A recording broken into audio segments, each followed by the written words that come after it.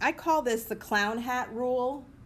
And there's no way, if you know how to draw a circle with two tangents that form like a clown hat, like a V that connect, where this piece here is not equal to that piece there, okay? So if those two pieces are equal and they tell me that this is 6 and this is 6, easy?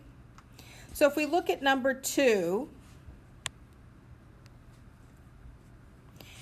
number 2 tells me that this piece here is 8.5.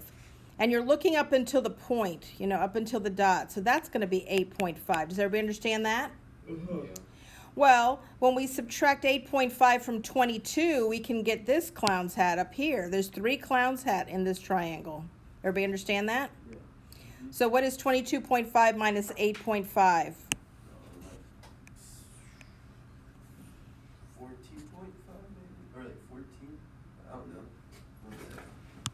So this is going to be 14. So we know this is going to be 14, right? And we know this piece here is going to be what? 14. Look at the picture. 13.3. 13.3. So now the question is, what is the perimeter of the triangle? So you're going to add this, plus that, plus that, plus that, plus that. So what do you think you can do here on number 9 to find x? What do you know about this picture? It's congruent, or like it's the same as the one to the right of it. So what two things are equal? 17.2 is equal to the other line above it. Okay, we know that. Do we need that for anything? No. What do you know about the 2 clown's hat sides?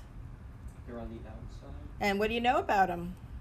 They're equal too. So we're going to do 26x minus 1 equals 24x plus 1. I know they're different. And so when you move this over, you got 2x. When you add the 1 to that side equals 2. So x equals 1, and that's all they want you to find.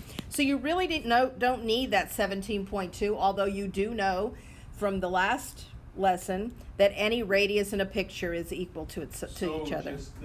When we're looking for segments in a crooked railroad crossing, the rules just say that the product of the 2 red ones, hold on, so 5 times x equals the product of the 2 blue ones, 10 times 6. So we have that 5x equals 60. So x equals 12. So if I do number 18, let's say, what times what is equal to what times what? 15 times 8 is equal to each other, and then 10 times 2x minus 4. Okay, and I like to put the x on the left. So I'm going to put 10 times 2x minus 4 equals 30 times 4 is 120. Is 15 times 8 120? And then we have 20x minus 40 equals 120.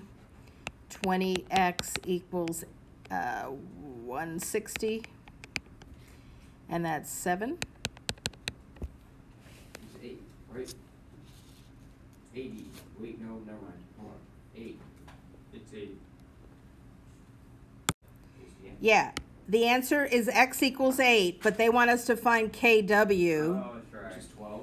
So it's going to be 12. So we're going to plug it in here. So it's 2 times 8 minus 4, which is 12. Yeah, okay. So make sure you're answering the question.